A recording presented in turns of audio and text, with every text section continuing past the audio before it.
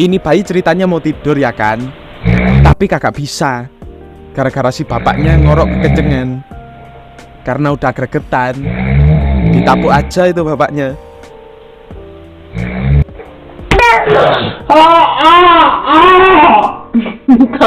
Ya diem lah.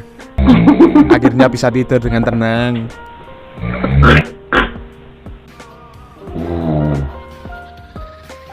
Hari kedua diulangi lagi, ngorok bapaknya. Ya nggak pakai lama dong, langsung ditapuk lagi tuh bapaknya.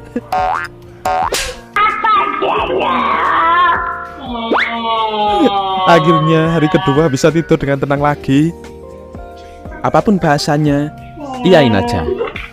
Jangan lupa like, share, dan subscribe agar tahu hal menarik.